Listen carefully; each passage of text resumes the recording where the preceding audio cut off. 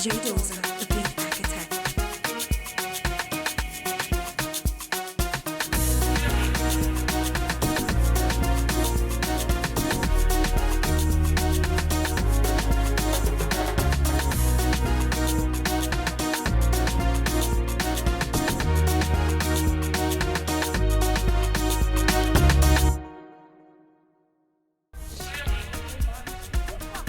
DJ Dozer, the beat architect.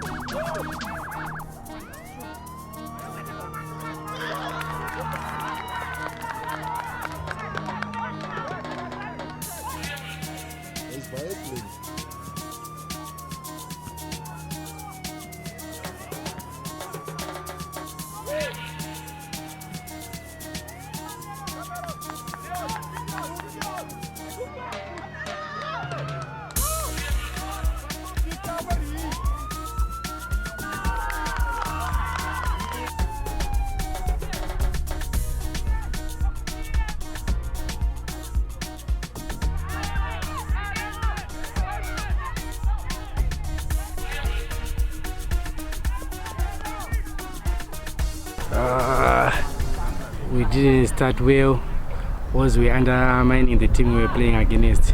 You know, in football, if it doesn't start well, when you try to pick up, then the game is already done. Then in the second half, we tried to play better in the second half, but it didn't go our way today. The problem is, now my boys, they are now in the groove, they are now playing nice football. Now they are thinking that they are now on top of everyone. Now in football it doesn't happen like that. So today we taught a lesson. When you are playing, you must humble yourself and play the way you are always playing. Definitely. As our motto is, we don't stop training even when we are on break, but we'll keep on training and we'll come back strong. So far so good. I think my under 15, they are on top. Like what we said, because they were playing Dama, because Dama they are in the middle of the log. So they undermined the team, and I congratulate Dama, they played well. The game went well. It went according to plan. Just didn't expect the number of goals. The boys played well, kept a clean sheet for the first time in the season, so that's great. We are looking forward to the next game. Yes, we are currently trying to get into the top 4 so that we can go and play off. They are the leaders. Everyone thought we are the whipping boys of the group, and yeah. You never underestimate anyone. Considering that we are, it's our debut season. We are well amongst the teams which have been competing. So just to maybe add some reinforcements for the second round, and yeah, hopefully we can make it into the top 4. Holiday, we are currently doing other academic programs for them, so keeping them busy. But obviously we can't rest that much, so we have to train more.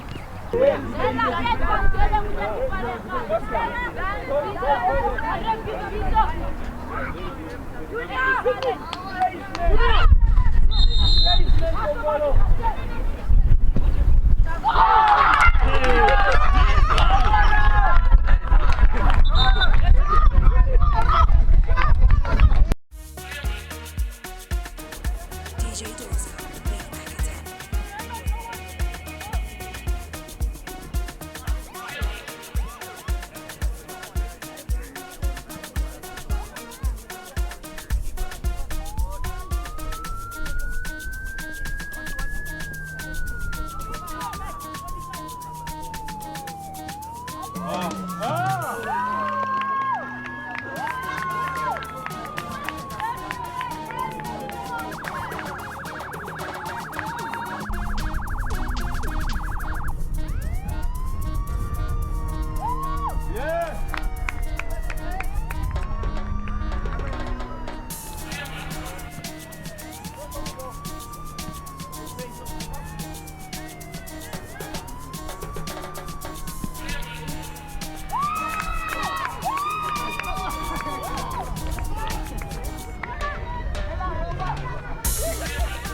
It was a very difficult match.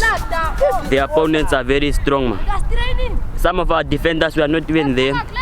They went for the holiday, and our coach was not even here. Don't know where he went, but we tried. It's a very good team. He came, but he went home. I don't know where he went. He said maybe, I don't know. We are going for training, put more practicing, yeah, and we have to keep it up, yeah. Won some matches, man. It's just these 2 defeats for today. I don't know what went wrong today. It was not good. When we went 5-0 down, I just started dribbling, not played the passing that we used to do, like yesterday, trembless. I'm gonna be very honest, I always lose track about things like this. But yes, the end result, I don't want to say it's a true reflection of what should have happened in this game. I think this outcome of this game should have been much different. The score line maybe is a true reflection of the game. But yeah, we will be back on Monday to train again. If you leave youth players on their own, you can't expect more than just what happened. So yeah, no, I've got no comments, sorry. No, my boys' fitness is very high. I think they can compete at a very high level in terms of their conditioning. In terms of their ball playing ability, they also play very good in tight spaces, in big spaces. They like to keep the ball consistently. In this game we changed it up a bit. We wanted to start with more energy, a higher tempo, and we wanted to keep the ball in the opponent's half and press them back into their own half, and we achieved that from the first minute until the last minute, and they did excellent in that regard. No, I won't put us as favorites. I don't think there's something like as favorites in a youth competition like this one. There should not be any favorites. If there's any favorites, then there's something wrong. I think every team in our group should be a favorite in the second round, because each and every team have the best opportunity to come back to train and to come back to the soccer field and do the best they can.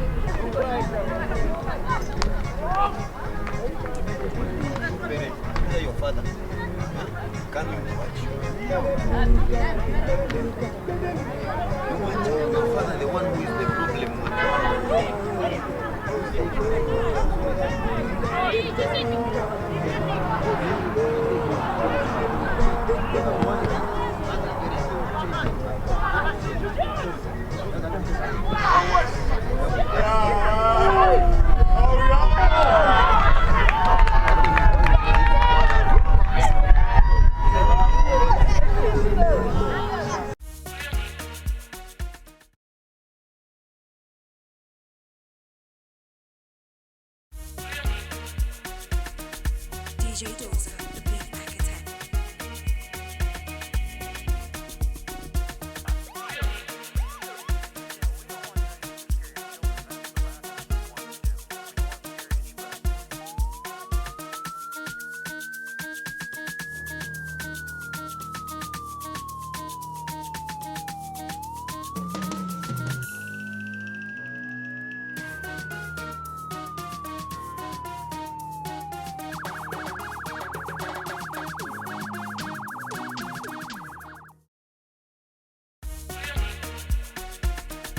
DJ Dozer, the beat architect.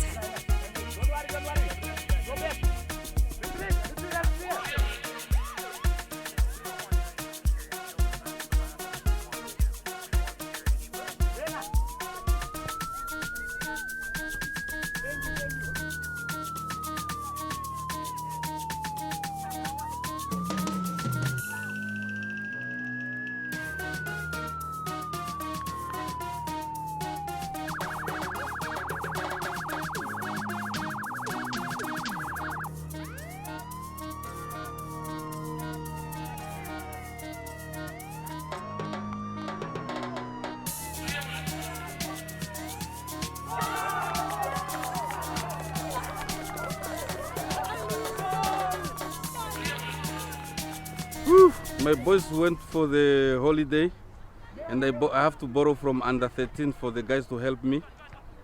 But it's part of the game. We go back home and practice and come back again. That's all I can say.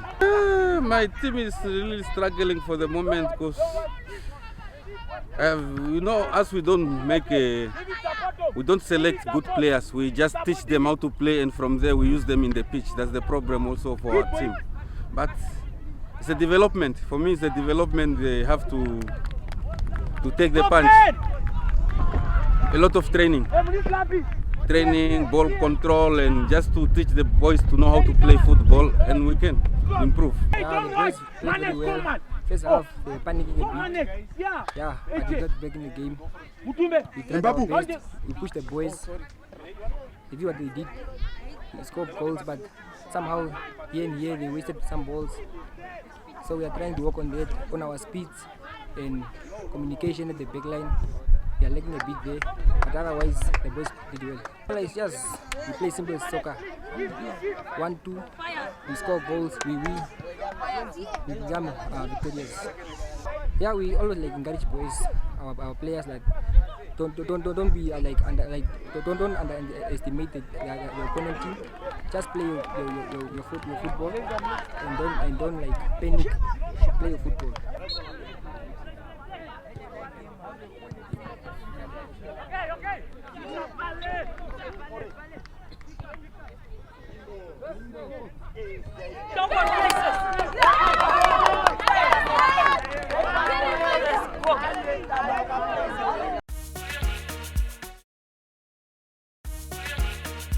I think it was actually a really good first half or first leg of the league, in the sense that we had nearly the total number of kids participating is nearly 2,000. We have 105 teams in different age groups, starting from the under 9s to the under 19s. So every weekend, on every given weekend, we playing at least. The biggest number we had was something like 55 matches we played on one single weekend. That's the Friday afternoon after school, and continuing on Saturday from 8 till 3, 4 o'clock. 55 matches that we play. So in total we have exactly 665 or 56 matches that we've played this far, and that's really a lot. I think obviously the players have enough game time. The organizers, it's every weekend is really hectic trying to cover all those 55 matches. Yes, obviously 650 matches. It's a lot of goals, especially the young ones, the under 9s. They're really doing good. You've got the front runners in that age groups like AC, SKW. They're really doing good. They're hammering teams 8-0, 9-0, 10-0 on every weekend. But then the competition is also really a lot with the under 15s, under 17s and under 19s. It's really tough. When you see the under 19s playing, you actually think that it's men playing. So, and nobody wants to lose. That's actually a very good thing. And you can actually see that the competition is tough. It's you see on top of the log, there's always differences of 3, 4, 5 points. So there's not really a runaway champion. So that means that the league is actually kind of there's a good average. But then again, yes, there's a few teams that really get hammered. But all in all, it was a good one. Players motivated, they want to play, and we're trying that everybody gets enough game time. Basically having at least a game time going into double numbers, 15, 16 matches a year. Yeah, the improvement, I would say, technically, it's becoming really of age. Seeing that, some of these kids, the program has been going on for 5 years. So, and under 15 boy, now his control or his kicking is better because he's been playing for 5 years regularly and organized. So in that regard, we actually see the difference that technically they're really becoming good. But I also have to say at the same time that tactically there's still a lot of room to improve, because it's still about the physicality with the young age. So if the team is physically big, they normally win. So it goes with even through to the under 19s. So the next level will be then to say, okay, tactically, even if we are probably smaller, but we're quick, how can we organize ourselves on the field so that we can probably pass that ball faster and bigger and faster and quicker to outplay the opponent. So technically, I'll say there's a little bit of improvement. Tactically, there's still work that needs to be done. Yes, it's a good point that you're speaking on player behavior. You know, especially the bigger age group, the 17 and the 19, behavior is really becoming a problem. We have a few serious injuries that happen there. There is issues off the field that is happening there. Yes, to a certain extent you understand that it's competitive, people want to win, and it should probably be like that, but there is still a level of responsibility, whether it's the coaches, whether it's the players or the spectators. So with that said, it's where we feel personally where we feel as a group, as an organization, that the coaches are responsible for most of the things that's happening on the field. If I am an aggressive coach and I use foul language if I lose, I put it on the referee. It was the referee. If I'm always looking at external factors why I lost, it probably not start with me. Obviously, I'm gonna feel this young man because they on the field, they're the ones that probably didn't play as good or they're not prepared as good. So if the coach says no, it's the referee, obviously they're gonna go over there. So I think a little bit of coaching education needs to be done with our coaches. Probably also try to get your emotions intact, because they are the drivers. The coaches are the drivers of most of the emotions on the field, and they can actually regulate most of those situations, just as we can say with the spectators. So now if I'm a father or I'm a mother, yes, I can be passionate, but do I need to be next to the coach while the coach is coaching the kids and I'm also standing next to him, also giving instruction? Now why did you send it? Why did you send your kid to that specific academy to be coached? Don't they just want to do it? So those are the things that I think needs to be improved. We have to have introspect ourselves, think about ourselves. Why did I bring my kid to be coached at this academy if I'm coaching my kid here next to the coach on match day? No, I think those are the ones we have to look at that, and probably also that, you know, it's not the HopSol, MTC HopSol Youth Soccer League. It's our league. So we all have to basically stand together and make it even better and bigger, rather than always trying to point fingers. We have issues where it's always the referee, but we're saying this is sport, and in sport normally there's a winner and a loser. Why is it actually always the loser that always have a problem with the referees after a match? Maybe I should train better. So let's train, let's use the time to train, and let's embrace this as our project, as our organization, because it can only be good for us.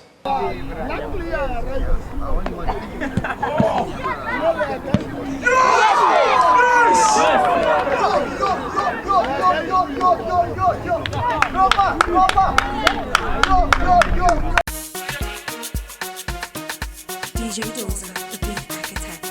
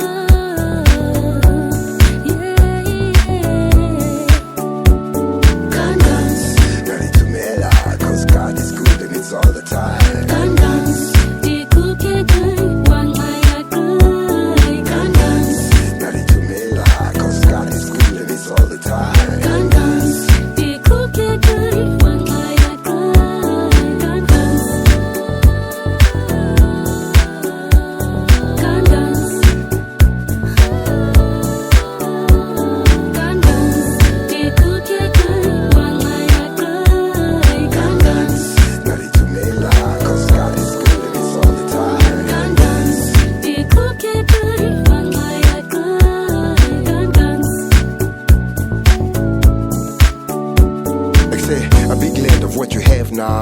The kids in the streets don't have none. It says sugar and pop was the mailman.